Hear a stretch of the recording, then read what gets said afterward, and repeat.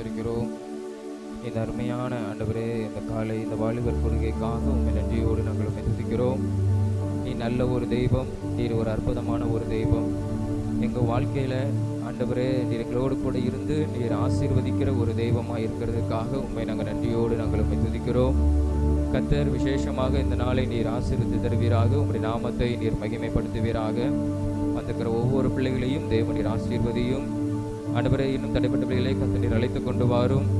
ஆண்டவரே, சோதரம் அப்பா, எங்கள் ஒவ்வொருவரையும் உங்களுடைய பிரசன்னத்தினால உங்களுடைய மகிமையினால நிரப்போம். இந்த நாள் விசேஷித்த ஆண்டவரே ஆராதனையாக ஆண்டவரே கொடுகையாக இருக்க தேவன் நீர் உதவி செய்யும். நீர் ஆசீர்வதித்தார் நடக்கிற ஒவ்வொரு பகுதியையும் ஆண்டவரே நீர் மகிமைப்பட வேண்டுமா நாங்கள் ஜெபிக்கிறோம். உங்களுடைய பிரசன்னம் ஆண்டவரே ஸ்தோத்திரம் அப்பா நிறைந்திருக்கட்டும்.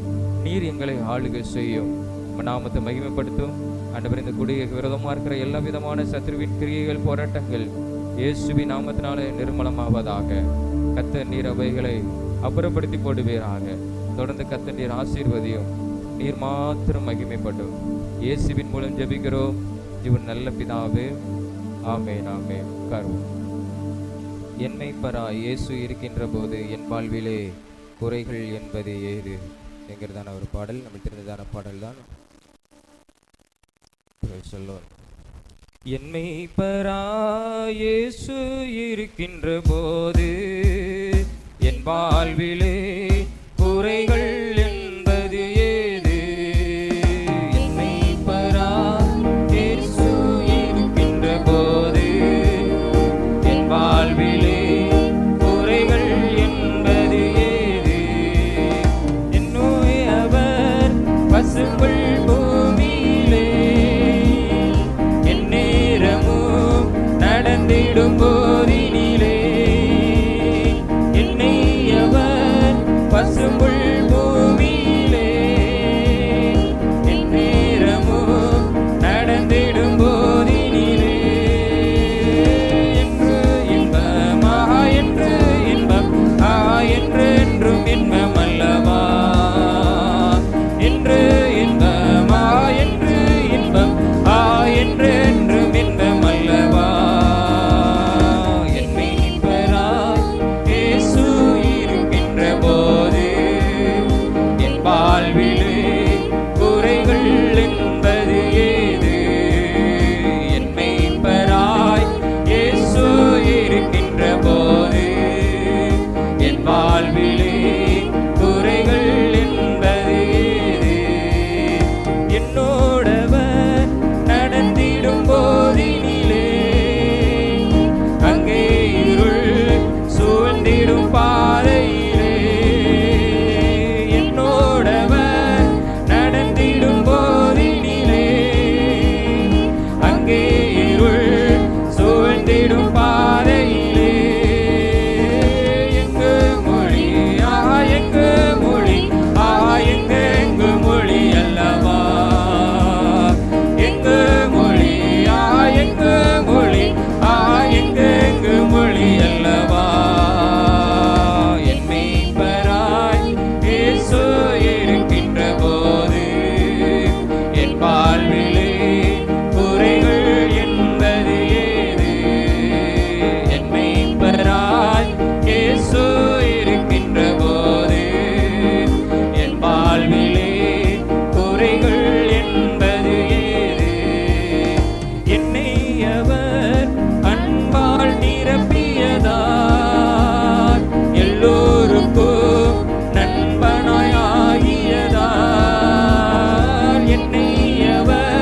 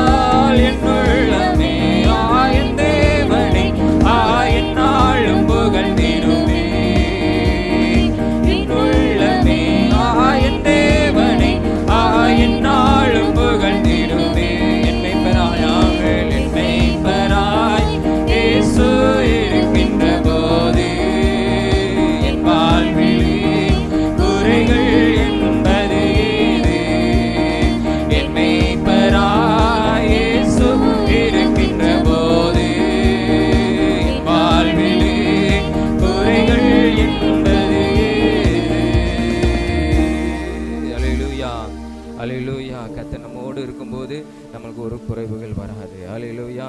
அவர் நம்மளுக்கு நண்பனாய் இருக்கிற ஒரு தெய்வம். நம்ம எல்லாரும் முழங்கால் படியிட்டு நம்ம தேவாதி தேவனை நோக்கி பார்த்து ஹல்லேலூயா ஹல்லேலூயா. அவருடைய வார்த்தை சொல்லுகிறது அவர் நம்மளுக்கு சிநேகிதர். ஹல்லேலூயா. அவர் நம்முடைய சிநேகிதராய் இருக்கிற ஒரு தெய்வம். ஹல்லேலூயா ஹல்லேலூயா. ஒரு நண்பன் நம்ம கூட பேசுவதை போல இயேசு நம்மோடு கூட பேசுவார். ஹல்லேலூயா ஹல்லேலூயா. உலகத்தில் உள்ள நண்பர்கள் கூட நம்மளை ஏமாற்றி விடலாம், ஆனால் நம்மளோடு கூட இருக்கிற நண்பனாய் இருக்கிற ஆண்டவராக இயேசு கிறிஸ்து ஹல்லேலூயா நம்மை ஏமாற்றுகிற ஒரு தெய்வம் அல்ல. நம்மோடு கூட நம்ம எங்க நடந்தாலும் எங்க சென்றாலும் நம்மோடு கூட வருகிற ஒரு தெய்வம். ஹல்லேலூயா ஹல்லேலூயா. அவருக்கு நம்ம நன்றியோடு ஸ்தோத்திரிப்போம். ஆண்டவரே, நீர் என் சிநேகிதர் அப்பா, நீர் என் சிநேகிதர் ஆண்டவரே. அப்பா, நீர் என்னை நேசிக்கிறீர் அப்பா, அதற்காக உண்மை நாங்கள் நன்றியோடு நாங்கள் உண்மை துதிக்கிறோம் அப்பா. உமக்கு சோதரம். ஹல்லேலூயா. எங்களை தேடி வந்த ஒரு தெய்வம் ஆண்டவரே. ஹல்லேலூயா. எங்களுக்காக உம்முடைய ஜீவனையே கொடுத்த நல்ல ஒரு தெய்வம் அப்பா. அப்பா, அதற்காக உண்மை நாங்கள் நன்றியோடு உண்மை துதிக்கிறோம். ஹல்லேலூயா ஹல்லேலூயா ஹல்லேலூயா ஹல்லேலூயா ஹல்லேலூயா. அப்பா, உமக்கு சோதரம் ஆண்டவரே. எனக்காக இரத்தத்தை சிந்தின ஆண்டவரே இயேசுவே, நல்ல தெய்வமே, உம்மை நாங்கள் நன்றியோடு நாங்கள் உம்மை சோதரிக்கிறோம் அப்பா. உமக்கு நன்றி ஏசப்பா, உமக்கு நன்றி. எல்லாரும் ஏசப்பாக்கு நன்றி செலுத்துவோம். ஹல்லேலூயா ஹல்லேலூயா. நீர் என் நண்பனா, என்னோடு கூட இரு ஆண்டவரே. எனக்கு நல்ல ஆலோசனைகளை எனக்கு தாரும் ஆண்டவரே. சோதர நல்ல பாதையில நீர் என்னை நடத்துகிற ஒரு தெய்வம் ஆண்டவரே. என் மேய்ப்பனாக, நல்ல ஒரு மேய்ப்பனாக செவ்வையான பாதையில என்னை நடத்தும் ஆண்டவரே. ஹல்லேலூயா. உலக அன்பு என்னை ஏமாற்றலாம், ஆனால் நீர் என்னை ஏமாற்றாத ஒரு தெய்வம் ஆண்டவரே. அப்பா, உமக்கு சோதர. நீர் என்னை ஆற்றுகிற ஒரு தெய்வம், நீர் என்னை வழி நடத்துகிற ஒரு தெய்வம், நீர் என்னை குணமாக்குகிற ஒரு தெய்வம், நீர் என்னை ஆசீர்வதிக்கிற ஒரு தெய்வம் ஆண்டவரே. அப்பா, உம்மை நன்றியோடு உம்மை துதிக்கிறோம் ஆண்டவரே. சோதரா ஹல்லேலூயா. நான் நன்றாக இருப்பதற்கு எனக்காக ஜீவனை கொடுத்த ஒரு தெய்வம். ஹல்லேலூயா. காயப்பட்ட கரத்தினால என்னை அணைத்துக் கொள்ளும் ஆண்டவரே, என்னை அணைத்துக் கொள்ளும் ஆண்டவரே. ஹல்லேலூயா. உம்மை நாங்கள் நன்றியோடு உம்மை துதிக்கிறோம். இந்த காலை வேளையில உம்மை நன்றியோடு உம்மை ஸ்தோத்திரிக்கிறோம். உம்முடைய அன்புக்காக உமக்கு நன்றி ஆண்டவரே. ஹல்லேலூயா ஹல்லேலூயா ஹல்லேலூயா. உமக்கு நன்றி ஆண்டவரே. ஹல்லேலூயா. ஆனந்த களிப்புள்ள உதடுகளால் போற்றி புகழ்கின்றே. ஆனந்த களிப்புள்ள உதடுகளால் போற்றி புகழ்கின்றே. அறுசுவை உணவு உண்பது போல் திருப்தி அடைகிறேன். அறுசுவை உணவு உண்பது போல் திருப்தி அடைகிறேன்.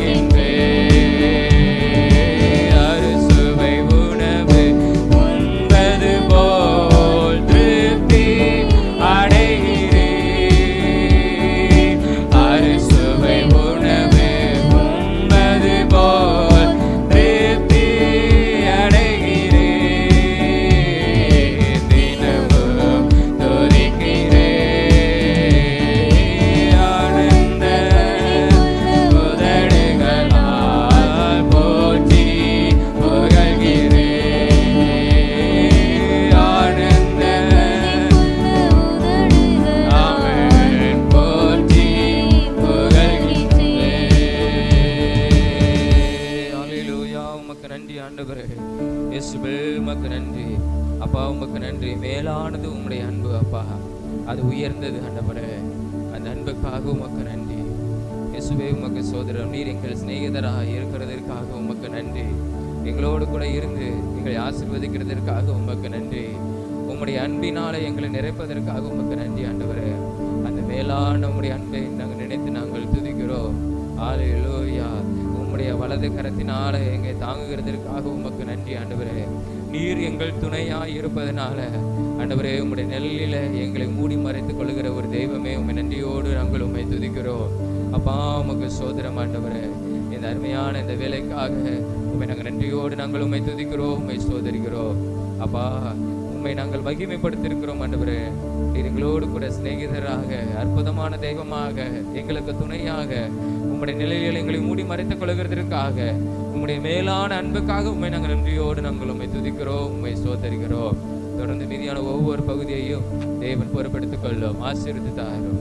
இயேசுவின் மூலம் ஜெபிக்கிறோம் ஜீவ நல்ல பிதாவே, ஆமென் ஆமென். நாம் எல்லாரும் எழுப்பி நின்று நாம் எல்லாம் ஒரு சில ஜெப குறிப்புகளுக்காக நம்ம ஜெபம் பண்ண போகிறோம். நம்ம எல்லாரும் எழுப்பி நிற்போம்.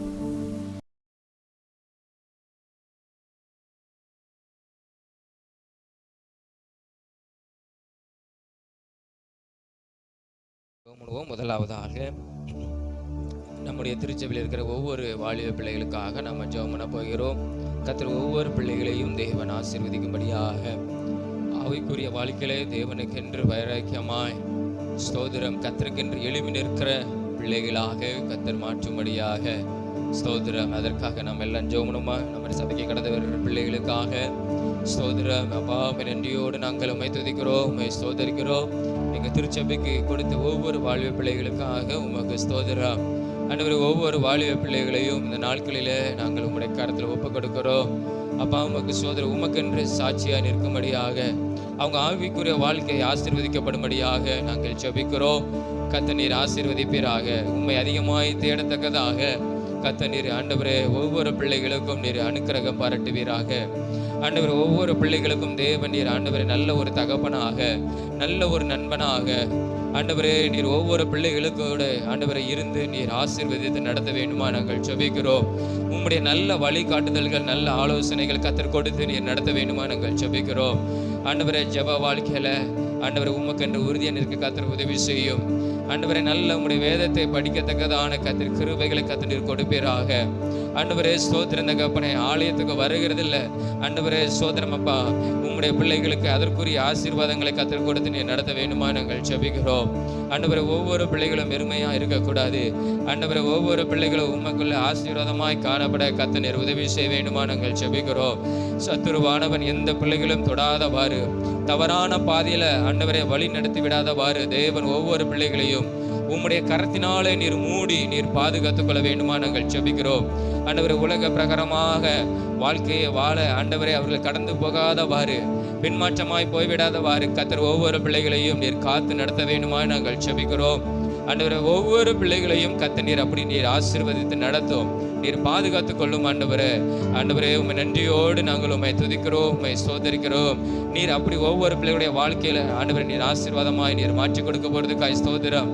படிக்கிற பிள்ளைகளை ஆசீர்வதியும், வேலை செய்கிற பிள்ளைகளை கர்த்தர் நீர் ஆசீர்வதியும்.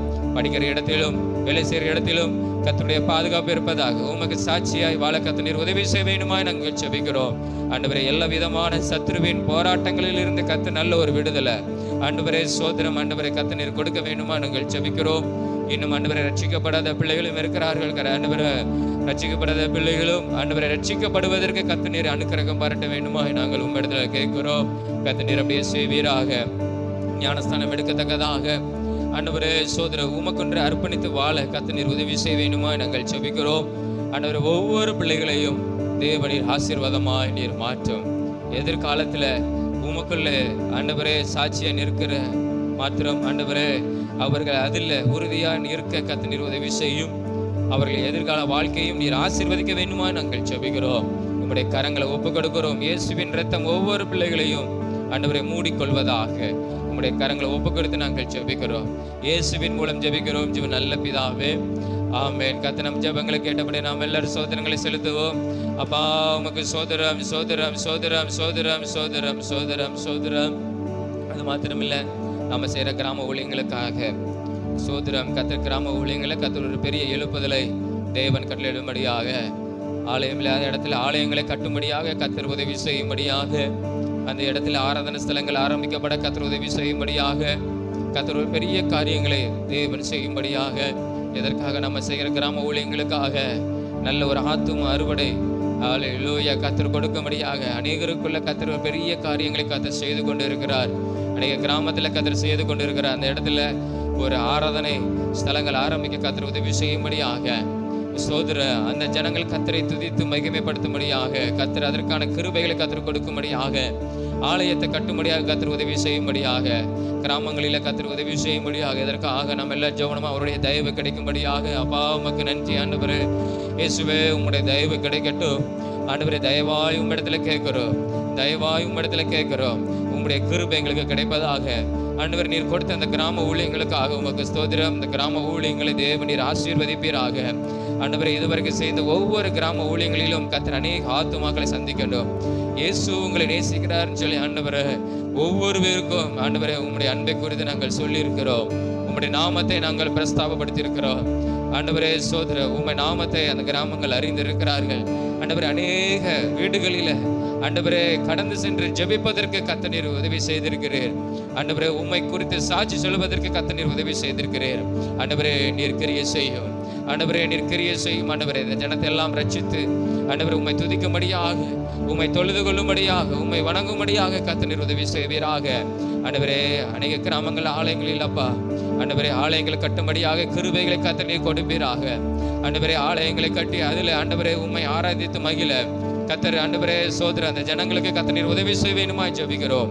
விசேஷமாக ஆண்டவரே சோதர ஆண்டவரே உம்முடைய ஆண்டவரே ரட்சிப்பு அந்த கிராமத்துக்கு கிடைக்கிறதுக்காக உமக்கு சோதர.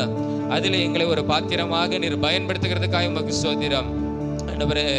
ஆண்டவரே மனிதனுடைய பலத்தினால பணத்தினால ஒன்றுமல்ல ஆண்டவரே, உம்முடைய கிருபையினால ஆண்டவரே கர்த்தர் எங்கள் திருச்சபை ஊழியங்களை நீர் வல்லமையாக எடுத்து நீர் பயன்படுத்தி அநேக கிராமங்களில் ஆலயங்களை கட்டும்படியாக கர்த்தர் நீர் உதவி செய்வீராக. அநேகரும் ரட்சிப்புகளை நடத்தும்படியாக கர்த்தர் எங்களுக்கு உதவி செய்வீராக. எங்கள் மூலமாய் அற்புதங்கள் அதிசயங்கள் அடையாளங்கள் நடக்கணும். கர்த்தர் நீர் பெரிய காரியங்களை செய்ய வேண்டுமா நாங்கள் ஜெபிக்கிறோம் ஆண்டவரே. சோதரம் உம்முடைய சித்தத்தின்படி ஆண்டவரே இந்த ஊழியங்களை செய்கிறோம். கர்த்தர் நீர் அதை ஆசீர்வதித்து தாரும் ஆண்டவரே. உமக்கு ஸ்தோத்திரம். இந்த ஊழியங்களுக்கு விரோதமாய் எழும்புகிற எல்லா விதமான மனுஷிய ஆவிகளை கர்த்தர் நீர் நிர்மலமாக்கி அழித்து போடுவீராக. எதிராக வருகிற காரியங்களை கர்த்தர் நீர் பார்த்துக் கொள்வீராக. தன்னை எல்லாம் கர்த்தர் நீர் அகற்றிப்பட வேண்டுமா நாங்கள் ஜெபிக்கிறோம். கர்த்தருடைய ஆவியானவர் அந்த கிராமங்களிலே நீர் ஆளுகை செய்ய வேண்டுமா நாங்கள் ஜெபிக்கிறோம். அந்த கிராமத்திலே நாங்கள் கால்களை வைக்கும் போது கர்த்தருடைய மகிமை மூடணும்.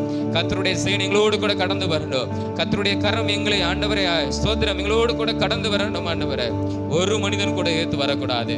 கர்த்தர் நீர் அதில் கிரியை செய்வீராக. உம்முடைய நாமத்தை நீர் மகிமைப்படுத்துவீராக ஆண்டவரே. ஸ்தோத்திரம். நல்ல ஒரு வளர்ச்சியை கர்த்தர் நீர் கொடுத்து கொண்டு இருக்கிறதுக்காக உமக்கு ஸ்தோத்திரம் ஆண்டவரே. இந்த கிராமங்களில நீ நல்ல ஒரு ஆண்டவரே ஊழியத்துல நல்ல ஒரு வளர்ச்சியை கர்த்தர் கொடுத்து கொண்டிருக்கிறதுக்காக உமக்கு ஸ்தோத்திரம் ஆண்டவரே. உமக்கு நன்றி. நீர் கிரியை செய்கிறதற்காக உமக்கு நன்றி. அனுகூலமான வாசல்களை கர்த்தர் திறந்து கொடுத்ததற்காக உமக்கு நன்றி ஆண்டவரே. தொடர்ந்து கிராமங்கள் நடக்கிற சிறுவர் ஊழியங்களையும் கர்த்தர் நீர் ஆசீர்வதியோ. அநேக பிள்ளைகள் ஆண்டவரே ஆசீர்வதிக்கப்படணும், ரட்சிக்கப்படணும். உங்க படிப்பு ஆசீர்வதிக்கப்படணும், உங்க குடும்பங்கள் ரட்சிக்கப்படணும் ஆண்டவரே. அந்த ஊழியத்தை செய்கிற ஒவ்வொரு பிள்ளைகளையும் கர்த்தர் நீர் வல்லமை எடுத்து பயன்படுத்தும். உன் நாமத்தை மகிமைப்படுத்தும். நீங்க பெரிய காரியங்களை செய்யும். உம்முடைய மகத்துவமான காரியங்களை கர்த்தர் நீர் செய்கிறதற்காக உமக்கு நன்றி. எல்லா விதமான சத்துருவின் கிரியைகள் போராட்டங்களை கர்த்தர் நிர்மலமாக்கி நீர் அழித்து போடுகிறதுக்காக உமக்கு ஸ்தோத்திரம் ஆண்டவரே. நீரே காரியங்களை வாய்க்க செய்யும். நீரே யுத்தம் பண்ணும். எங்களுக்கு ஜெயத்தை கொடுக்கிறவன் இயேசுவின் மூலம் ஜெபிக்கிறோம் ஜீவன் நல்ல பிதாவே. ஆமென் ஆமென். கர்த்தர் நல்ல ஜெபங்களை கேட்டு கர்த்தர் பெரிய காரியங்களை கிராம ஊழியங்களை செய்யப்படுறதுக்காக ஸ்தோத்திரம் ஸ்தோத்திரம் ஸ்தோத்திரம் ஸ்தோத்திரம் ஸ்தோத்திரம் ஆண்டவரே.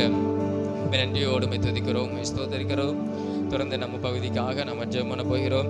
நம்ம பகுதியில் உள்ள ஜனங்களை கர்த்தர் ரட்சித்து இந்த இடத்துல கர்த்தர் அநேக ஜனங்களை கர்த்தர் கொண்டு வரும்படியாக கர்த்தர் இந்த பகுதிகளை அவர் காத்து கொள்ளும்படியாக கர்த்தருடைய பாதுகாப்பு இருக்கும்படியாக இதற்காக நம்ம ஜெபம் ஸ்தோத்திரம் ஆண்டவரே. நன்றியோடு துதிக்கிறோம் ஆண்டவரே. ஆலயம் இருக்கிற இந்த பகுதி உங்களுடைய கரங்களை ஒப்புக் கொடுக்கிறோம். கர்த்தர் நீர் ஆசீர்வதிப்பீராக. இந்த ஆலயத்தை சுற்றில் இருக்கிற அநேக ஆத்துமாக்கள் இருக்கிறாங்க, அவங்களை எல்லாம் ரட்சியும் ஆண்டவரே. ஜீவனுள்ள தேவனை ஆண்டவரே இந்த இடத்துல வந்து ஆராதிக்கும்படியாக அநேகர் குடும்பமாய் கர்த்தர் இந்த இடத்துல கொண்டு வந்து நிறுத்தும். ஒவ்வொரு வாரமும் அநேக புதிய ஆத்துமாக்களை தேவனை தருகிறதற்காக உமக்கு ஸ்தோத்திரம் இன்னும் அநேக ஆத்துமாக்களை கத்த நீர் கொள்ளை பொருளை தருவீராக. ஆண்டவரே, தூர இடத்துல இருந்து ஆத்துமாக்களை நீர் ஆண்டவரே கொண்டு வருவீராக. ஆண்டவரே, இந்த சபையை சுற்றி இருக்கிற ஆத்துமாக்களை தேவன் நீங்க ரட்சித்து ஆண்டவரே இந்த இடத்துல கொண்டு வந்து உண்மை உயர்த்தும்படியா, உண்மை தொழுது கொள்ளும்படியாய், ஆண்டவரே உண்மை ஆராதிக்கும்படியா கத்த நீர் செய்வீராக. உங்களுடைய நாமத்தை நீர் மகிமைப்படுத்த வேண்டுமா நாங்கள் ஜெபிக்கிறோம். இந்த பகுதியை முழுவதும் கர்த்தருடைய இரத்தத்துக்குள்ள ஒப்பு கொடுக்கிறோம். நீர் பாதுகாத்துக் கொள்ளும். ஆண்டவரே, இந்த இடத்துல அநேகர் ஆண்டவரே சோதரம் அநேகர் ஆண்டவரே வாழ்வு பிள்ளைகள் இருக்கிறாங்க. அவங்களையும் ரட்சித்து கர்த்தர் நீர் கொண்டு வாரும். நாமத்தை மகிமைப்படுத்தும். எத்தனையோ ஆண்டவரே தவறான குடி பழக்கத்துக்கு தவறான பழக்கத்துக்கு அடிமைப்பட்ட ஒவ்வொரு பேரையும் தேவநீர் விடுதலையாக்கி நீர் கொண்டு வாரும். அப்பா உமக்கு ஸ்தோத்திரம். தொடர்ந்து கத்திருந்த பகுதியை முழுவதையும் ஆண்டவரே நீர் பாதுகாத்துக் கொள்ளும். எல்லா விதமான அந்நிய கிரியைகள், பொல்லாத கிரியைகள் இயேசுவின் நாமத்தினால் அழிக்கப்படுவதாக.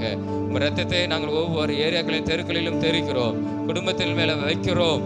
ஆண்டவரே நீர் பாதுகாத்துக் கொள்ளும். உங்களுடைய ரட்சிப்பு உண்டாகட்டும், உங்களுடைய விடுதலை உண்டாகட்டும். எல்லா சாபங்கள் இயேசுவின் நாமத்தினால் ஒவ்வொரு குடும்பத்தை விட்டு அகன்று போவதாக. உங்களுடைய நாமத்தினாலே கேட்கிறோம். நீர் கிரியை செய்யும். அநேக ஆத்துமாக்களை கத்திருந்த இடத்துல கொண்டு வரும். இயேசுவின் மூலம் ஜெபிக்கிறோம் ஜீவன் நல்ல பிதாவே, ஆமென். கர்த்தர் நம்ம ஜெபங்களை கேட்டபடி நாம் எல்லாரும் சோதனைகளை செலுத்துவோம். அப்பா உமக்கு சோதரம் சோதரம் சோதரம் சோதரம் சோதரம் சோதரம். அன்பின் தகப்பனே, உண்மை நன்றியோடு உண்மை துதிக்கிறோம், உண்மை ஸ்தோத்திரிக்கிறோம். இந்த அருமையான இந்த காலை வேளைக்காக உமக்கு நன்றி. இந்த நாளை கர்த்தர் நீர் ஆசீர்வதிக்கிறதுக்காக உமக்கு சோதரம். நாங்கள் ஜெபித்த ஜெபத்தை இசப்பா நீங்க கேட்டுக்கிறீங்க. நீங்க பெரிய காரியங்களை செய்யும். உம்முடைய நாமத்தை நீர் மகிமைப்படுத்தும். இயேசுவின் மூலம் ஜெபிக்கிறோம் ஜீவன் நல்ல பிதாவே, ஆமென் ஆமென் ஆமென். நம்ம எல்லாரும் உட்காருவோம்.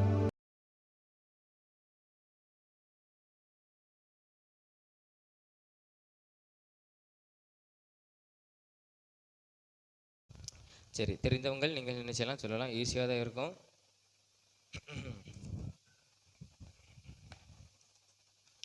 உள்ளது என்னதுன்னு கண்டுபிடிங்க.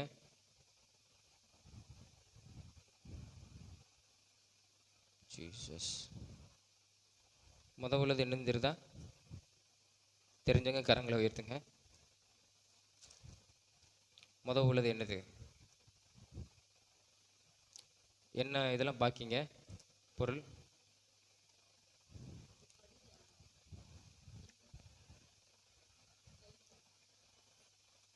யாருக்காவது எதாவது தெரியுமா? தெரிஞ்சேன்னா கரங்களை உயர்த்தலாம்.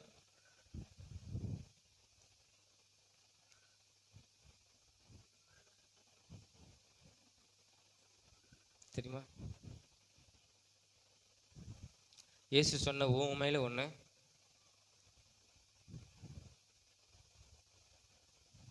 தெரியலையா?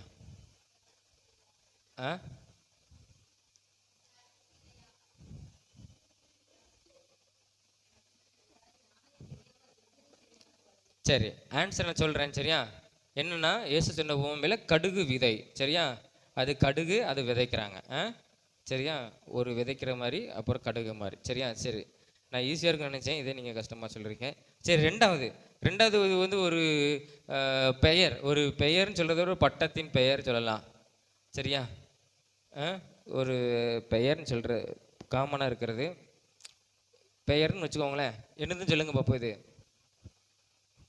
நீங்கள் வாசித்த சம்பவங்களை யோசித்து பாருங்கள். நீங்கள் வாசித்தீங்கன்னா சொல்லிடலாம். தெரிஞ்சவங்க கரங்களை உயர்த்தலாம். ரொம்ப ஈஸி தான். நீங்கள் வாசித்த சம்பவத்தில் வருது.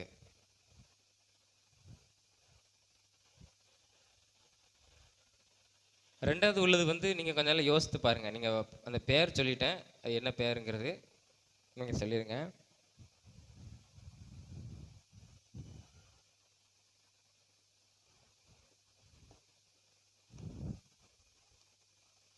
தெரியுதா உங்களுக்கு? அது நீங்கள் போட்டு பாருங்கள். ரெண்டில் ஏதோ ஒன்று போட்டு பாருங்கள், வருதான்னு பேர் வருதான்னு பாருங்கள். தெரிஞ்சவங்க கரங்களை உயர்த்தலாம். இருக்கு. சரி, நீ சொல்லுமா. என்னது?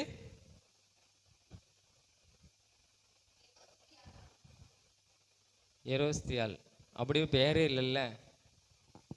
அப்படி ஒரு பேர் கிடையாது. சரி, நான் சொல்லிடுறேன். சரியா? சொல்றியா? சரி, இது வந்து இப்போ கூட சொல்கிறேனே, யோவான் தலையை கேட்ட நபர். நம்ம யோவானுடைய தலையை கேட்ட நபர் தெரியுதா? சரி, நேரம் போயிட்டு இருக்கு, நான் சொல்லிடுறேன்னே. யாருன்னா ஏரோதியாள். சரியா, ஏரோது ராஜாவுடைய, ஆமாம், அதனால மனைவி. ஆமாம், அது ஏரோதியாள் அப்படின்னா அது அது ரோ தி யாழ். சரியா, ஏரோதியாள். சரி சரி, கேள்வி பதில் இப்போ சொல்றீங்களான்னு பார்ப்போனே. சூமின கையை உடைய மனிதனை இயேசு எங்கே வைத்து குணமாக்கினார்? சரியா, இது ஒரு சம்பவம் நீங்க வாசிப்பீங்க. சூம்பின கையை உடைய மனிதனை இயேசு எந்த இடத்தில் வைத்து குணமாக்கினார்? தேவாலயத்தில், ஜெபாலயத்தில், வீட்டில்? எந்த இடம்? நீங்க வாசித்தீங்களா? நிறைய பிரசங்கத்தை கேட்டிருக்கீங்க. ஆண்டவர் எந்த இடத்துல வைத்து அவனை குணமாக்கினார்? முதல் என்னது? தேவாலயம். தேவாலயத்தில் வைத்து குணமாக்கினார் அப்படிங்கிறவங்க கரங்களை உயர்த்துங்க. தேவாலயம். சரி, ஜெபாலயத்தில்? ஜெபாலயத்தில். சரி, வீட்டில் வைத்து குணமாக்கினார் இல்லையா? சரி, ரைட். எந்த இடத்துல வச்சு ஆண்டவர் குணமாக்கினார்னா ஜெப ஆலயத்தில் வைத்து ஆண்டவர் என்ன செஞ்சார்? குணமாக்கினார். சரி, அந்த பாப்பா கரங்களை தட்டிக்கோங்க, பரவாயில்ல. ஜெப ஆலயத்தில். சரியா, தேவாலயம் வேறு, ஜெப ஆலயம்ங்கிறது வேறு. அநேக வீடுகள், அநேக இடங்களில் ஜெப ஆலயங்கள் என்ன செஞ்சது? இருந்தது. சரியா, அது ஜெப ஆலயம் அப்படிங்கிற வார்த்தை அந்த இடத்துல சொல்லப்பட்டிருக்கிறது. 3ஆம் அதிகாரம் 1ஆம் வசனம். சரி, அடுத்து இயேசு கட்டளையிட்ட உடனே அசுத்த ஆவிகள் எத்தனை அசுத்த ஆவிகள் பன்றிகளுக்குள் போயின? எத்தனை பன்றிகளுக்குள் போயின? சரியா, இது நீங்க வாசிப்பீங்க இல்லையா? நம்ம சண்டே கிளாஸ் கதை கூட கேட்டிருக்கிறோம். இயேசு கட்டளையிட்ட உடனே அசுத்த ஆவிகள் எத்தனை பன்றிகளுக்குள் சென்றது? அது 2000, 12,000, 20,000. இதுல எத்தனை பன்றிகளுக்குள்ள போச்சு? 2000 அப்படிங்கிற கரங்களை எடுத்துங்க. 2000. சரி, ரைட்டு. இல்லை, ஒரு மனதாக தேர்ந்தெடுத்துட்டீங்க, வாக்கு எடுத்த மாதிரி. சரி சரி, 2000 அப்படிங்கிறது தான் இது சரியான பதில். சரியா, 2000 பன்றிகளுக்குள்ள ஒரு மனிதனுக்குள்ள இருந்து 2000 பன்றிகளுக்குள்ள போனது. அப்போ எத்தனை இது அசுத்தாவிகள் அவனை என்ன செஞ்சிருக்கோம்? வேதனைப்படுத்திருக்கோம் இல்லையா? அவன் உடம்பை கீறி கொண்டானா, அந்த அளவுக்கு அந்த அசுத்தாவி அவனை வாழ விடாமல் வைத்தது. இயேசு அவனை குணமாக்கினார். சரி, அடுத்து. சரி, இப்போ சொல்லுங்க பார்ப்போம். டேஸ் அதற்கு திறக்கப்படுவாயாக என்று அர்த்தம். இந்த 3ல் எது திறக்கப்படுவாயாக என்று அர்த்தம்? சரியா, இயேசு சொன்ன அற்புதமாக்கின ஒரு காரியம். எப்பத்தா ஃபர்ஸ்ட், 2வது தலித் தாகுமி, 3வது பெத்சாய். இதில் ஆண்டவர் எந்த வார்த்தையை சொல்லி திறக்கப்படுவாயாக அப்படின்னு ஆண்டவர் குணமாக்கினார்? சரியா, எந்த வார்த்தை நீங்க சொல்றீங்க? எப்பத்தா அப்படிங்கிற கரங்களை எடுத்துங்க. சரி, எப்பத்தா ஒரு ஆளு ஊத்துங்க. சரி, தலித் தாகுமி. சரி, 2 பேர். சரி, பெட்சாய் யாரா சொல்றீங்களா? பெட்சாய். சரி, இதுக்கு ஆன்சர் என்னன்னா எப்பத்தா திறக்கப்படுவாயாக என்று அர்த்தம். சரியா, தலித் தாகுமினா ஆமா, ஆண்டவர் ஒரு பெண்ணை என்ன செஞ்சார்? தூக்கி விட்டார். என்ன, நம்ம அதில் வாசித்திருப்போம். தலித் தாகுமி, ஆண்டவர்களை மரித்து போயிருந்த அவளை ஆண்டவர் உயிரோடு கூட என்ன செஞ்சார்? எழுப்பினார். எப்பத்தா அப்படிங்கிறது திறக்கப்படுவாயாக. ஆண்டவர் ஒரு செவிடனையும் ஊமை ரெண்டும் ஒன்று. ஆண்டவர் அவனுடைய காதில் கை வைத்து எப்பத்தா திறக்கப்படுவாயாக அப்படின்னு சொல்லி ஆண்டவர் செஞ்சார், அவனை குணமாக்கினார். நம்ம கூட இப்படி ஜெபம் பண்ணலாம், இந்த வார்த்தைகளை சொல்லி. எவ்வளோ வார்த்தை? ஆண்டவரே எப்பத்தா என் வாழ்க்கை திறக்கப்படட்டும், அடைக்கப்பட்டிருக்க வாழ்க்கையெல்லாம் திறக்கப்படட்டும் அப்படின்னு நீங்கள் சொன்னீங்கன்னா அந்த வார்த்தை அவ்வளோ வல்லமை உள்ளது. இயேசு சொல்லி குணமாகிற ஒரு வார்த்தை. ஆண்டவரே என் வாழ்க்கையில் இதெல்லாம் தடைப்பட்டிருக்கிறதோ, படிப்பு, வேலை, குடும்பத்தில் ஏதாவது பணம், எது ஆண்டவரே இது திறக்கப்படட்டும் என் வாழ்க்கை அப்படின்னு நீங்கள் ஜெபம் பண்ணீங்கன்னா அந்த வார்த்தையை சொல்லி, சும்மா உங்களுக்கு பைபிள் படிக்க சொல்லலை, இந்த வார்த்தையை சொல்லி நம்ம ஜெபம் பண்ணால் ஆண்டவர் என்ன செய்வார்? அப்படியே என்ன செய்வார்? அந்த வார்த்தையின்படி, நாவில்ல அதிகாரம் இருக்குது, அந்த வார்த்தையின்படி கர்த்தர் நம்மளை என்ன செய்வார்? ஆசீர்வதிப்பார். சரியா, சரி. அடுத்த வாரம் மார்க்கு 9ஆம் அதிகாரத்திலிருந்து 15ஆம் அதிகாரம் வரையா? 6 அதிகாரம்னா 14ஆம் அதிகாரம் வர 14, 9 முதல் 14 அதிகாரம் வரை வாசித்துவாங்க. நிறைய சம்பவங்கள் இருக்குது. மார்க் நம்மளுக்கு நல்ல புரியக்கூடிய ஒரு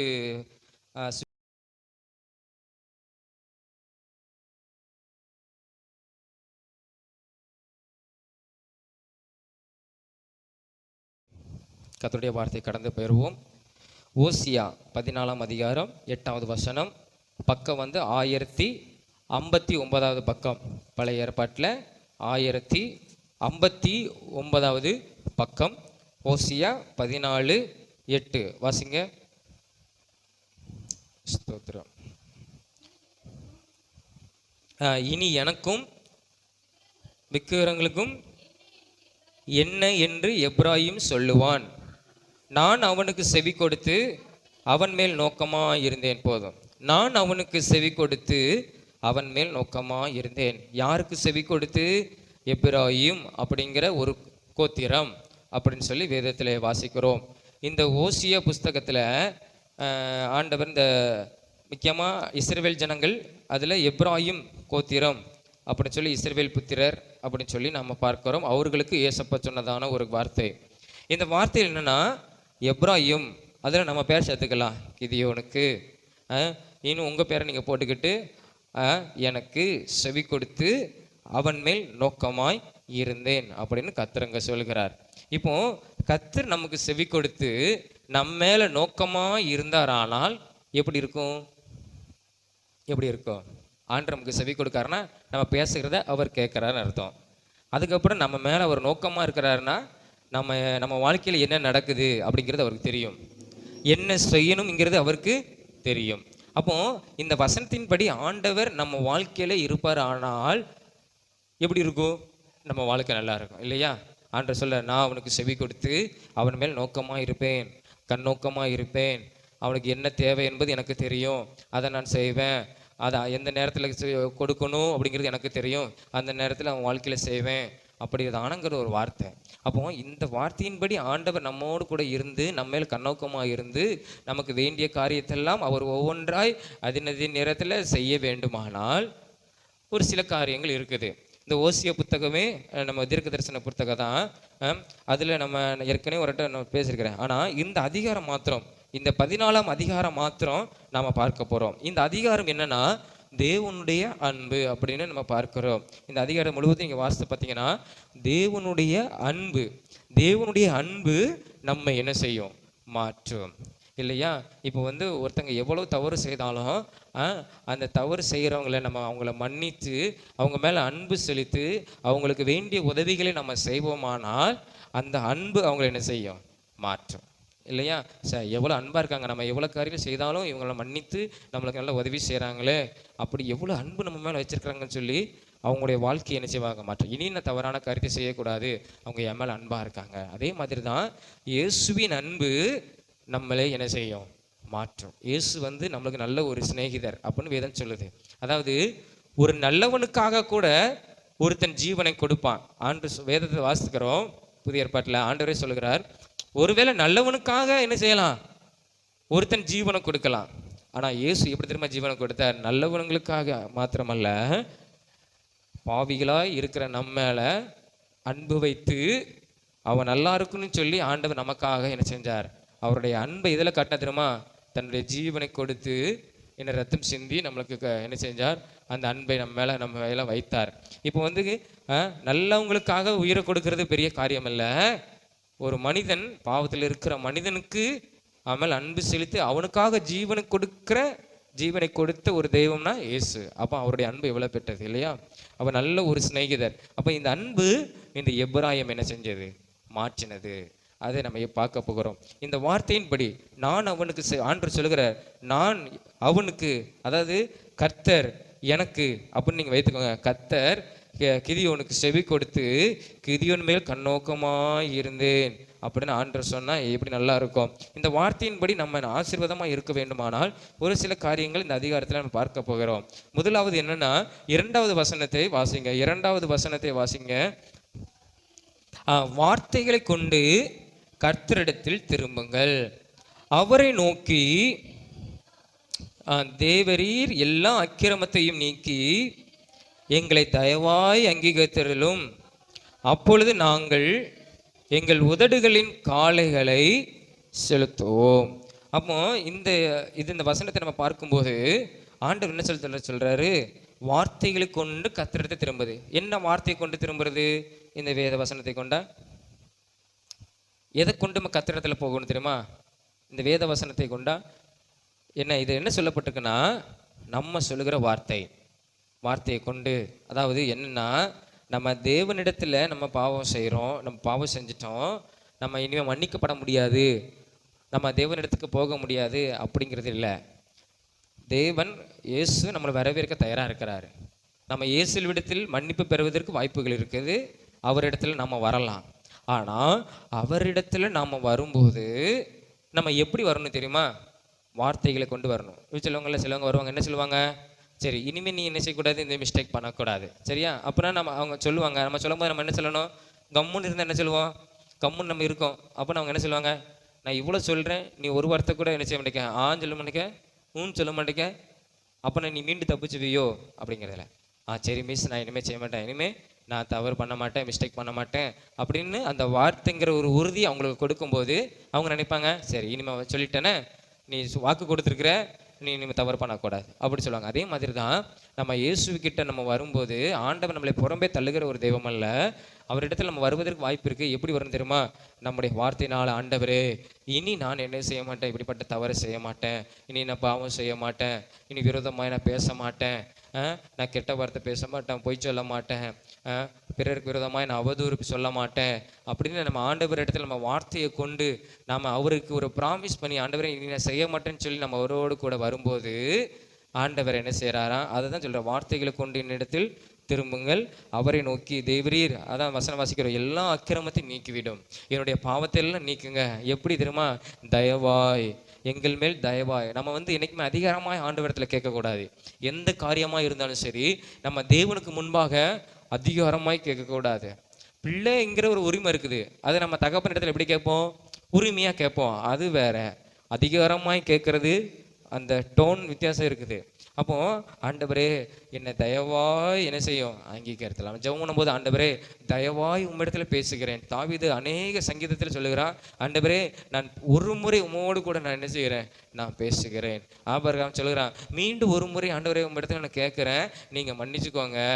அப்போ நம்ம தேவனிடத்துல பேசும்போது, ஆண்டவரே என்னை தயவாய் அங்கீகரித்தரலும், ஆண்டவரே தயவாய் உம்மிடத்துல நான் இந்த காரியத்தை கேட்குறேன், எனக்கு அற்புதம் செய்யும், ஆண்டவரே தயவாய் நான் இந்த பாவத்தை செஞ்சுட்டேன், தயவாய் என்னை மன்னித்தரலும், என்னை அங்கீகரித்துக்கொள்ளும், என்னை ஏற்றுக்கொள்ளும். அப்படிதான் நம்முடைய ஜெபம் இருக்கணும்.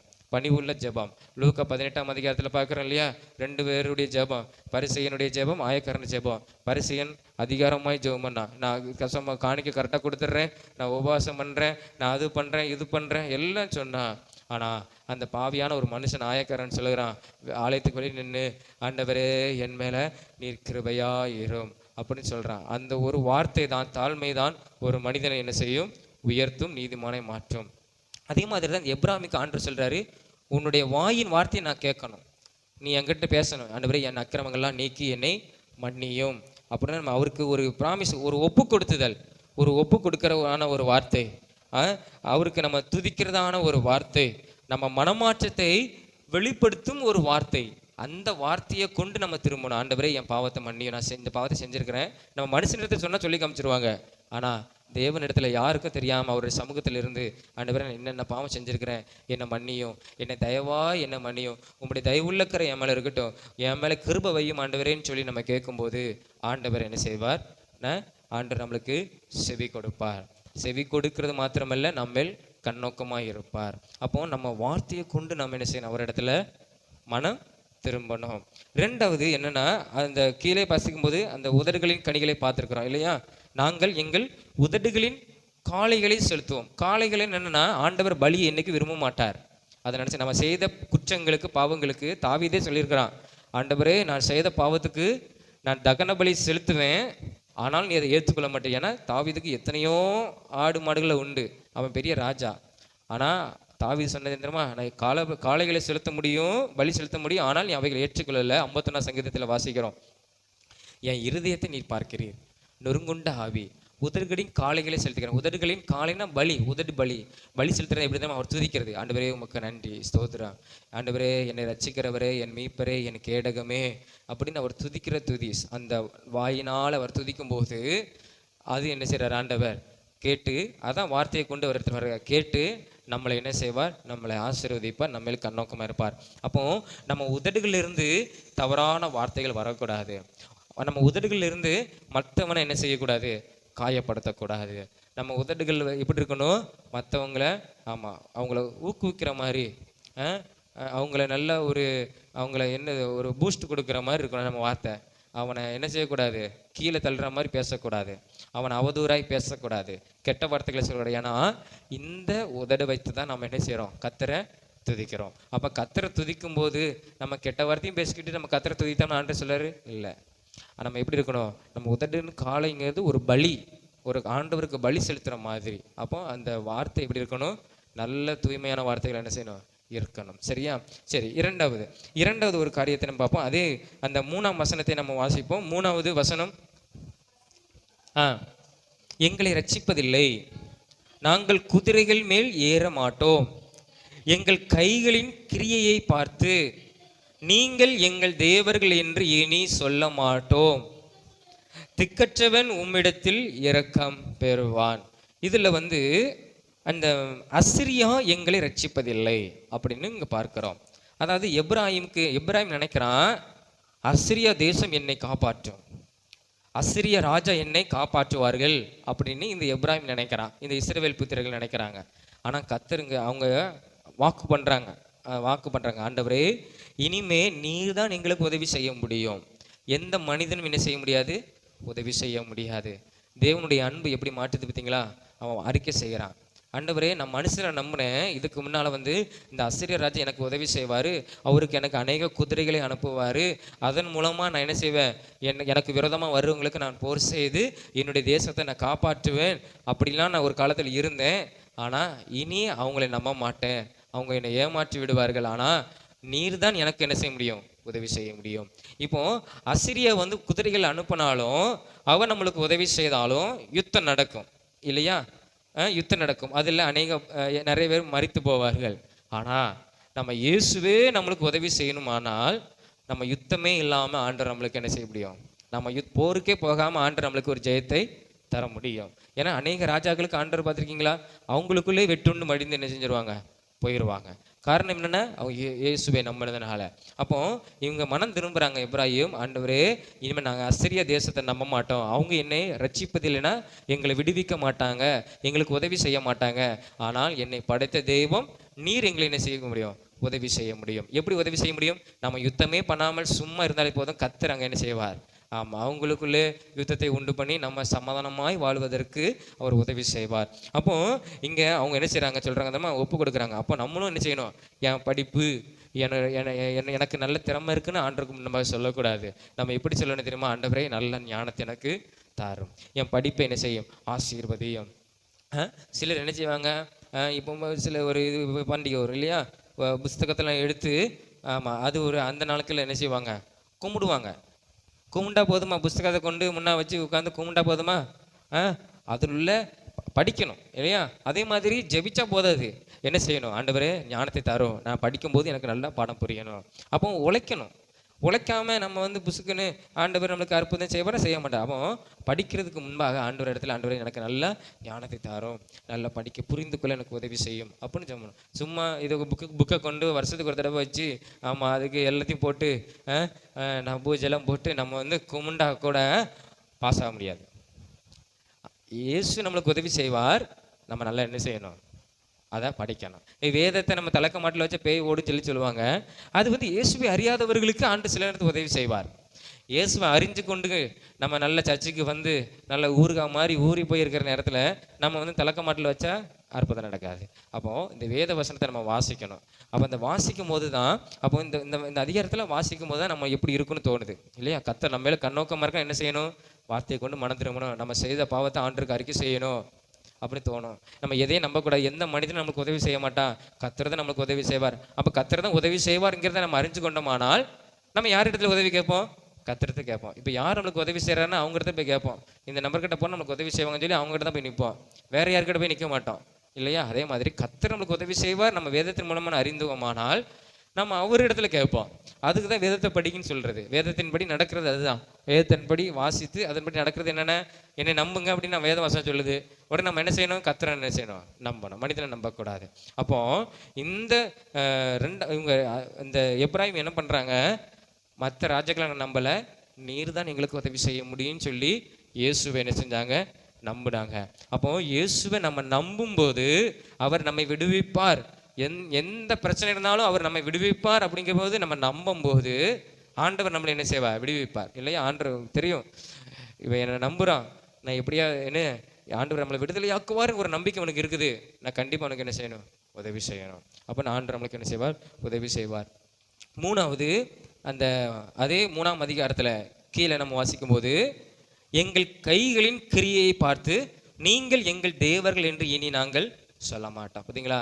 இவங்க என்ன செஞ்சுருக்காங்க? எப்ராஹிம் இயேசுவை மறந்து நம்மை அவரை நல்லா எகிப்திலிருந்து சுதந்திரமான ஒரு தேசத்துக்கு அழைத்து கொண்டு வந்து ஆசீர்வதித்து அவங்களுக்கு வேண்டியதெல்லாம் கொடுத்த தெய்வத்தை மறந்து வேற பக்கம் போயிட்டாங்க. தங்கள் கைகளால் உருவாக்கின அந்த தெய்வத்தை ஆராதிக்க போயிட்டாங்க. அதை சொல்கிறாங்க, இனிமேல் நாங்கள் அப்படி செய்ய மாட்டோம் ஆண்டவரே, அதை மன்னியும் அப்படின்னு சொல்லி இங்கே என்ன செய்கிறாங்க? அவங்க பேரை கூட நாங்கள் சொல்ல மாட்டோம், நீங்கள் எங்கள் தேவர்கள் என்று சொல்ல மாட்டோம், கர்த்தர் தான் எங்களுடைய தெய்வம் அப்படிங்கிறத அவங்க என்ன செய்கிறாங்க? தேவனுக்கு முன்பாக அறிக்கை செய்கிறாங்க. அப்போ மூன்றாவது என்னன்னா, நம்ம கர்த்தர் தான் தெய்வம் என்று என்ன செய்யணும்? சொல்லணும். யார் கேட்டாலும் எல்லாம் நம்ம சொல்லிடக்கூடாது, எல்லாமே தெய்வம் தான் அப்படி சொல்லிடக்கூடாது. இயேசு தான் தெய்வம் சொல்லணும். நான் வழங்குற இயேசு தான் தெய்வம் அப்படி நம்ம சொல்லணும். அவங்ககிட்ட பேச முடியலன்னா நம்ம என்ன சொல்லணும்? நான் வழங்குற தெய்வம் தான் எனக்கு, இயேசு தான் எனக்கு தெய்வம்பா அப்படின்னு சொல்லிடுறேன். அவங்களோட சேர்ந்துக்கிட்டு ஆமாம் எல்லாமே தெய்வம், எல்லாமே ஒன்றுன்னு சொல்லிடக்கூடாது. எல்லாமே ஒன்றும் கிடையாது. நம்முடைய தெய்வம் போல வேறு ஒரு தெய்வம் இல்லை. எந்த தெய்வமாவது அவர்களுக்கு நண்பராக இருந்திருக்குதா? இல்லை. எந்த தெய்வமாவது அவங்களுக்கு ஜீவனை கொடுத்துருக்கிறதா? அவங்களுக்காக ரத்தம் சிந்திருக்கிறதா? இல்லை. இயேசு மாத்திரம் தான் ரத்தம் சிந்திருக்கிறார். அவர் மரித்து 3ஆம் நாளில் உயிரோடு கூட எழுந்த ஒரு தெய்வம். மனிதன் தெய்வமாக முடியாது, படைப்பு தெய்வமாக முடியாது. அந்த உலகத்தை படைத்த, வார்த்தையால் படைத்த ஆண்டவராக இயேசு கிறிஸ்து தான் என்னது? தெய்வம் என்பதை நம்ம என்ன செஞ்சுக்கணும்? இந்த வாலிப நாட்கள் அறிந்து கொள்ளணும். நீங்கள் ஒருவேளை நீங்கள் அவங்களோட சேர்ந்துக்கிட்டு நம்ம ஒருமா நினைப்பாங்கன்னு சொல்லி நம்ம சொல்லியிருக்கலாம், ஆமாம் எல்லாமே தெய்வம் தான் அப்படின்னு சொல்லியிருக்கலாம். அதெல்லாம் நீங்கள் என்ன செய்யணும்? மன்னிப்பு கேட்கணும். அதெல்லாம் நம்ம கவனமாக இருக்கணும். இயேசு தான் தெய்வம்னு சொல்லணும். அதில் நம்ம உறுதியாக இருக்கணும். மற்றவங்க சாட்சியாக சொல்லணும். பரவாயில்லையே, இவன் உறுதியாக சொல்கிறேனே, சில கிண்டல் பண்ணுவான். அப்படிலாம் இல்லை, நீ எப்படி அதை நீ எனக்கு நிரூபித்து காட்டு அப்படிலாம் சொல்லுவான். நம்ம நிரூபிக்கணும்னு அவசியமே கிடையாது. உனக்கு ஏதோ பிரச்சனை இருக்கா? நான் உனக்காக ஜெபம் பண்ணுறேன், இயேசு அற்புதம் செய்வார். அப்போ நீ என்ன செய்யணும்? நம்ம ஆண்டவரே சிலருக்கு என்ன செய்யலை? அடையாளங்கள் செய்யவே இல்லை. இயேசு நீங்கள் வாசிச்சிருப்பீங்க அதிகாரத்தில் இல்லையா? மார்க்கில் எங்களுக்கு ஏதாவது ஒரு அடையாளத்தை காட்டும். ஆனால் இயேசு உடனே போய் அந்த வானத்திலிருந்து ஒரு ஏதோ உளும்பாரு, அப்படியே ஆண்டு சொன்னார், விழுந்திருக்கோம் சொல்லியிருந்தா. ஆனால் ஆண்டு செய்யலை. அதை நம்ம செய்யலை. உனக்கு ஏதாவது பிரச்சனை இருக்கா சொல்லு, உனக்காக நான் ஜெபம் பண்ணுறேன், இயேசுவை நீ நம்பு, இயேசு உனக்கு அற்புதம் செய்வார் அப்படின்னு நம்ம சொல்லும்போது அந்த வார்த்தையை நம்ம ஆண்டு பார்ப்பார். அதுக்குன்னு போய் நம்ம ஜெபம் பண்ண விட்டுறக்கூடாது. நம்ம அவங்க சொன்னோன்னா நம்ம ஜெபம் பண்ணோம்னா ஆண்டு நம்முடைய வார்த்தையை பார்த்து என் பிள்ளை அந்த இடத்துல வெக்கப்படக்கூடாதுன்னு சொல்லி ஆண்டு என்ன செய்வார்? நம்மளை கொண்டு பயன்படுத்துவார். நம்ம நினைக்கிறோம் பாஸ்டர் தான் ஜெபம் பண்ணுவார் சரியாகும் அப்படின்னு. இல்லை, நாம் ஜெபம் பண்ணால் அற்புதம் என்ன செய்யும்? நடக்கும். மற்றவங்களுக்காக ஜெபம் பண்ணணும், இயேசு குறித்து சொல்லணும். அப்போது நம்ம அது கேவலமாக நம்ம பார்க்கக்கூடாது. நம்ம கிறிஸ்தவருங்கிறதுனால மற்றவங்க நம்மளை ஒரு மாதிரி பார்ப்பாங்க, அவங்களோட ஒத்து போக மாட்டாங்க. நம்ம சொல்லணும், நான் நல்லவனாக வாழ இயேசு எனக்கு உதவி செய்கிறார், நான் நல்லவனாக இருக்கணும்னு இயேசு எனக்கு என்ன செய்கிறார்? அவர் விரும்புகிறார். நான் நல்லா ஒன்றை மாதிரி நான் என்ன செய்யுது? ஆமாம், கெட்ட பழக்க வழக்கங்களுக்கு, தவறான காரியத்துக்கு நான் போகக்கூடாது. என் வாழ்க்கை நல்லா இருக்கணும், சுத்தமாக இருக்கணும், நான் நல்ல நேர்மையாக வாழணும்னு சொல்லி தான் இயேசு விரும்புகிறார். அப்படிங்கிறத நம்ம என்ன செய்யணும்? தைரியமாக என்ன செய்யணும்? சொல்லணும். அதுதான் முக்கியம். அவங்களோட சேர்ந்துக்கிட்டு நம்ம அங்கே தவறான பழக்க வழக்கத்துக்கு நம்ம போனோமானால் அது என்னது? ஒரு நல்ல வாழ்க்கையே கிடையாது இல்லையா? அப்போ ஸ்கூலே படிப்பே நமக்கு சொல்லுது என்னது? ஒழுக்கம் மிகவும் முக்கியம். அந்த ஒழுக்கத்தை நான் எல்லா இடத்துலையும் கடைப்பிடிக்கணுங்கிறதுக்காக தான் இயேசு என்ன செய்கிறார்? விரும்புகிறார். அப்போ நம்ம தைரியமாக சொல்லும்போது ஆண்டவர் அந்த வார்த்தையெல்லாம் பார்த்து நம்மளை என்ன செய்வார்?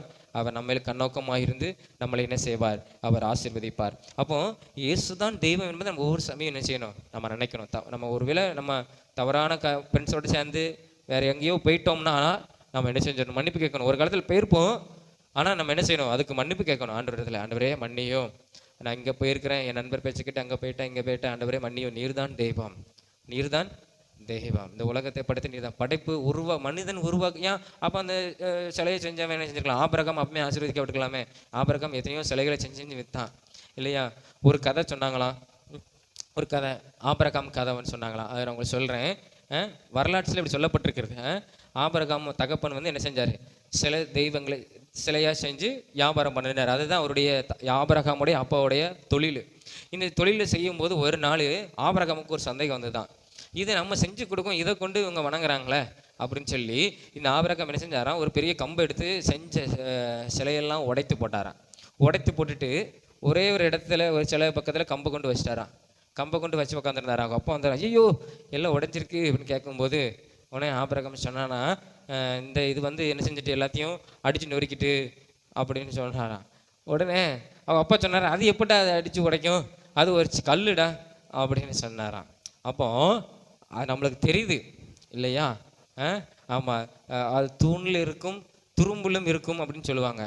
அதெல்லாம் போய் ஆண்டவராக இயேசு கிறிஸ்து வார்த்தையினால இந்த உலகத்தை என்ன செஞ்சார், படைத்தார். ஆபிரகாம் சொல்லுவாங்க அந்த சம்பவம், அது அது நம்மளுக்கு உண்மை என்னன்னு தெரியல, அந்த ஒரு கதை மாதிரி சொல்லுவாங்க. ஏன்னா ஆபிரகாம் உடைய தொழில் அதுதான். அதிலிருந்து ஆண்டவர் பேர் சொல்லி அழைத்து அவனை கூப்பிட்டு வந்தார், வெளியே வா, உன்னை நான் ஆசீர்வதிப்பேன்.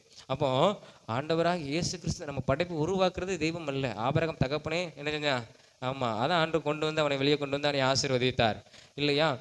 அப்போ இந்த உலகத்தை நம்ம அதை யோசித்து பார்க்கணும். நம்மளுக்கு ஆண்டவர் அறிவை கொடுத்துருக்காரு. குரங்குலேருந்து மனுஷன் வந்தான்னு சொல்லி நம்ம ஸ்கூல்லேருந்தே படிச்சிருக்கோம். குரங்கு போட்டு சோசியல் புக்கில் இருக்கும், இப்படியே இருக்கும். குரங்குலேருந்து வந்தால் இப்போ குரங்குலாம் என்ன செஞ்சுக்கலாம், அப்போ நம்ம ஒவ்வொரு குரங்கும் என்ன செஞ்சுக்கணும், மனுஷன் ஆகிட்டே இருக்கணும். அப்படி நின்றுட்டு அப்படி இல்லை, ஆண்டவர் தெளிவாக சொல்லுகிறார் இல்லையா? ஆண்டவர் மண்ணினால் ஆதாமை உருவாக்கினார். ஆதாமுக்கு ஒரு ஏற்ற துணையை ஏவாளை உருவாக்கினார். அப்படி தான் நம்ம எல்லாம் செஞ்சோம், உருவாக்கப்பட்டோம். குரங்குலேருந்து நம்ம என்ன செய்யலை, வரவே என்ன இல்லை. அதை நம்ம அறிந்து கொள்ளணும். நம்ம அப்போ சொல்லணும், ஆண்டவரே நீர் தான் தெய்வம், இந்த உலகத்தை நீர் தான் படைத்தீர் அப்படின்னு நம்ம என்ன செய்யணும், நம்பணும். அப்போ அந்த வார்த்தை அங்கே அந்த எப்ராஹிம் சொல்கிறாங்க, நாங்கள் இனி எங்கள் தேவர்கள் இவர்களை நாங்கள் சொல்ல மாட்டோம், கர்த்தர் தான் தெய்வம் என்று நாங்கள் என்ன செய்வோம், சொல்லுவோம். உம்மிடத்தில் நாங்கள் இரக்கம் பெறுவோம் அப்படின்னு சொல்லி ஆண்டவரிடத்தில் கேட்கும்போது ஆண்டவர் அவர்களை என்ன செஞ்சார், அவர்களை ஆசீர்வதித்தார். அவர்களை 4ஆம் வசனத்தில் நம்ம பார்க்கும்போது, அந்த 4ஆம் வசனத்தில் கீழே பார்க்கும்போது, நான் அவர்கள் சீர்கெட்டை குணமாக்குவேன். சீர்கேடு என்னது, அவங்க செய்த தவறு, அந்த தவறிலிருந்து அவர்களை நான் குணமாக்குவேன். என்னன்னா, இப்போ ஒரு புண்ணு இருக்கு, அந்த புண்ணு எப்படி ஆறுதோ, களிம்பு போட்டு ஆத்துறமோ, அதே மாதிரி தான் நம்ம செய்த தவற ஆண்டவராக இயேசு கிறிஸ்துவின் ரத்தம் நம்மளை என்ன செய்யும், அப்படி சுத்திகரித்து அதை என்ன செய்யும், மூடுறது மாத்திரமல்ல, கீழே பார்க்கும்போது அவர்களை நான் மனப்பூர்வமாக என்ன செய்கிறேன், நான் சிநேகிப்பேன். அப்படின்னு என்ன, ஆண்டவர் ஒரு நண்பரை போல நம்மளை நேசிக்கிறார். இயேசு நம்மளை போல நேசிக்கிறது மாத்திரமில்ல, அப்படியே ஆண்டவர் இந்த 5ஆம் வசனத்தை பார்க்கும்போது, அவர்களுக்கு நான் எப்படி இருப்பேன், பனியை போல் இருப்பேன். அவர்கள் லீலி புஷ்பத்தை போல், பூவை போல் அவங்க நல்லா மலருவாங்க, அழகா இருப்பாங்க. லிபனனை போல் வேரூண்டி நிற்பார்கள். லிபனோன்கிற இடத்துல மரங்கள் எல்லாம் எப்படி இருக்குன்னா நல்ல வாசனையா இருக்கும். அந்த மாதிரி நான் அவர்களை என்ன செய்வேன், ஆசீர்வதிப்பேன். என்னுடைய நிழலில் அவங்க இருப்பாங்க அப்படின்னு சொல்லி ஆண்டவர் ஒவ்வொரு ஆசீர்வாதத்தை என்ன செய்கிறார், சொல்லுகிறார். அதுக்கப்புறம் தான் ஆண்டவர் அந்த 8ஆம் வசனத்தை பார்க்கிறோம், நான் அவனுக்கு செவி கொடுத்து அவன் மேல் நோக்கமாயிருந்து அவனை நான் ஆசீர்வதிப்பேன் அப்படின்னு ஆண்டவர் எங்க என்ன செய்கிறார், சொல்லுகிறார். அப்போ கர்த்தர் நம்ம மேலே நோக்கமாக இருந்து நம்மளை ஆசீர்வதிக்கிறது எவ்வளோ பெரிய நல்ல காரியம் இல்லையா? நமக்கு செவி கொடுத்து ஒரு ஆள் நம்மக்கிட்ட பேசினா எவ்வளோ சந்தோஷம் இருக்கும். அது மாத்திரமில்லை, இயேசு நம்ம பேசுகிறத கேட்குறது மாத்திரமில்லை, அப்படியே நம்மளே என்ன செய்கிறார், கண்ணோக்கமாக இருந்து நம்மளை ஆசீர்வதிக்கிற ஒரு தெய்வம். கர்த்தர் நம்மளையும் என்ன செய்வார், ஆசீர்வதிப்பார். இந்த 3 காரியங்கள் நினைத்துக்கோங்க. இந்த 3 காரியங்கள்படி நம்ம ஆண்டவரிடத்தில் ப்ராமிஸ் பண்ணணும், வாயிலிருந்து அறிக்கை செய்யணும், ஆண்டவரே நான் செய்த தவறெல்லாம் பண்ணி இனி நான் செய்ய மாட்டேன். இனி நான் ஆண்டவரே யாரும் எனக்கு உதவி செய்ய முடியாது, நீர் தான் எனக்கு உதவி செய்ய முடியும்.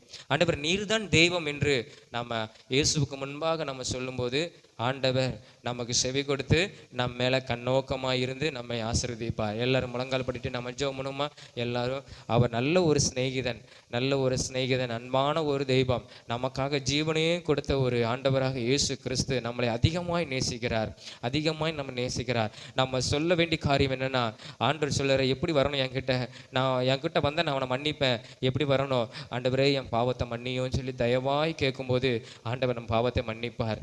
அப்பா உமக்கு சோதரம், அப்பா உமக்கு சோதரம், இயேசுவே உமக்கு சோதரம். ஆண்டவரே நாங்கள் சில நேரத்தில் ஆண்டவரே சில காரியங்கள், தவறான காரியங்களை, அக்கிரமங்கள்லாம் செய்து அதெல்லாம் நீக்கி எங்களை கழுவி சுத்திகரியும். அப்பா ஆண்டவரே நீர் தான் எங்களுக்கு உதவி செய்ய முடியும். எந்த மனிதனும் எனக்கு உதவி செய்ய முடியாது. நீர் தான் என்னை விடுவிக்க முடியும் எல்லா விதமான பாவத்தின் கட்டிலிருந்து. ஆண்டவரே எப்படிப்பட்டான என் வாழ்க்கை இருந்தாலும் அதிலிருந்து நீர் தான் என்னை விடுவிக்க முடியும். ஆண்டவரே நீர் தான் எனக்கு உதவி செய்ய முடியும். எந்த மனிதனும் எனக்கு உதவி செய்ய முடியாதப்பா. ஆண்டவரே நீர் என் வாழ்க்கையில் உதவி செய்கிற தெய்வமாக இருக்கிறதுக்காக உமக்கு நன்றி. ஆண்டவரே உமக்கு ஸ்தோத்திரம். இயேசுவே உமக்கு ஸ்தோத்திரம். ஆண்டவரே நீர்தான் தெய்வம். இந்த வானத்தை பூமியை படைத்த ஆண்டவர் நீர்தான் தெய்வம். என்னை உருவாக்கினவர் நீர்தான் தெய்வம் ஆண்டவரே. என்னை காப்பாற்றி நடத்துகிற நீர்தான் தெய்வம் ஆண்டவரே. அதை நான் அறிக்கை செய்கிறேன் ஆண்டவரே. ஆண்டவரே படைப்புகள் தெய்வம் அல்ல ஆண்டவர், இயற்கை தெய்வம் அல்ல ஆண்டவரே, நீர்தான் தெய்வம். அவைகளை படைத்த ஆண்டவராக இயேசு கிறிஸ்து நீர்தான் தெய்வம் ஆண்டவரே. அதை நான் அறிக்கை செய்கிறேன். இந்த இடத்துல நான் அறிக்கை செய்கிறேன் ஆண்டவரே. ஆண்டவரே என் சீர்கேட்டை எல்லாம் குணமாக்கும் ஆண்டவரே. நீர் என்னை சிநேகிக்கிறதற்காக உமக்கு நன்றி. ஒரு நண்பனை போல ஆண்டவரே என்னை நேசிக்கிறதற்காக உமக்கு நன்றி ஆண்டவரே. உமக்கு ஸ்தோத்திரம். ஒவ்வொரு பிள்ளைகளுக்கும் கர்த்தர் ஆசீர்வாதத்தை தாரும் ஆண்டவரே.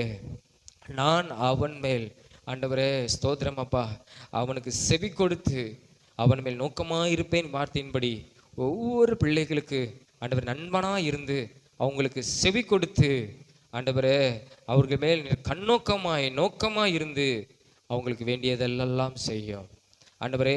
அவங்களுக்கு நல்ல ஒரு பனியை போல இரும் ஆண்டவரே. உமக்கு ஸ்தோத்திரம். லீலி புஷ்பத்தை போல அவர்களை நீர் வளர செய்து ஆசீர்வதியும் ஆண்டவரே. லிபனோனை போல வாசனை நிறைந்த மரங்களாக அநேகருக்கு ஆசீர்வாதமாக நீர் அவர்களை மாற்றுகிறதற்காக உமக்கு நன்றி. ஒவ்வொரு பிள்ளைகளையும் ஆசீர்வதியும். வந்திருக்கிற ஒவ்வொரு பிள்ளைகளையும் ஆசீர்வதியும்.